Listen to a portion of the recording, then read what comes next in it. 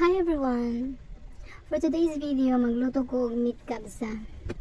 Ano gini akong life na rin guys. Kung dili ko masigig deep clean, magsigi sab kong luto. Karon na week, murag busy ko kay naradari akong amo guys. Di man sila manlakaw.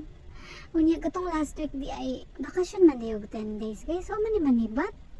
Mga tingala ko guys kay ang side sa akong among lalaki nag-iyahay na magpanglupad. Unya bakasyon na bisag asa. Yang akong giulat kini akong mga amo guys, wa man gid nanlakaw oy. Unya ang pinaka worst pagid guys kay paghuman ang 10 days nagpinuyo diri sa balay, manang ako diri, way undang ang luto. Hay nako guys, pero di man kita makareklamo no kay trabaho man ni nato. Ug moundang sa tag-work, undang sa dam-all. Unsaon na mga bayro nun, Diyos Ginoo ko. So mao na today guys, masuko man tano nga ilaha maning balay. Bitaw guys. Para bitaw sa mga friend na ako din na nga dili makasabot og Bisaya. Naun saon gid nato naron kay mas preferred gid na ako mag-istorya og Bisaya kaysa mag-English ko guys nang akong in English ambak-ambak man. Unya nga ako ang Tagalog na mahirapan man ko sa kalisod guys kay makasabot man ta og Tagalog no. Ug kabalo pud ta may istorya og Tagalog pero mag-deliver gani guys og taas nga kanang istorya. Aw lisod guys, uy ano ma-stress man ko no.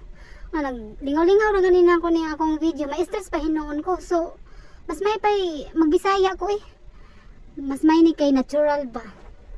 Okay, kung mag-English po ka guys, ingnan sabkag. English, mura bagkuan. Kung mag-Tagalog po ka, ingnan sabkag. Tagalog, mura taga Manila. May pa'y magbisaya kay ingnan tagbisayang dako, ay tinuod man pod. Kani akong mga luto-luto na na-learn na lang nako ni sa kanang akong kuan no sa experience nako na sa sige ko abroad. Yaman ako sa kumbana. Lami akong luto, may siya lami man. Mura magpinugos. Pero kini akong among babae guys. Muday gid siya sa akong niluto og maganahan siya. Pinaingon din siya nga the kabsa is good. Thank you. Mana din siya guys. Pero kanang kulang og lasa guys. Ano comment ra gini siya guys. Uy, mo dili ka makahibalo og okay na ba to? Unsa na ba to? Kay mukhaon na ni sila.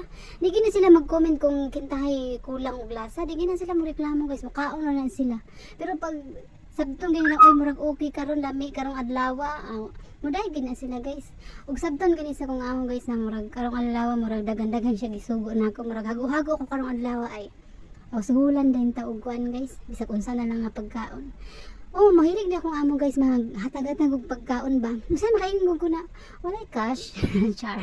Makaingon ko guys kay anong makaingon ko guys kay kaniya akong among babae guys, mahilig ni siya mga hatag-hatag og bisag unsa na lang. Pero kasagaran pagkaon jud na kay kami diri guys sa kumbana dili man may libre og foods diri. Kay naa mi sariling food allowance no na kami makapili kung unsa imong gusto kaonon kay syempre lahi ra man gyud ang Arabic food guys no mapulan man gyud ta ana kung kada adlaw ta masika mangita man gyud ta tong mga pagkaong Pinoy. So mo to guys na bisag dili mi libre no pero nahulog gyapon libre kay makakaon man gyapon mi sa ilang pagkaon.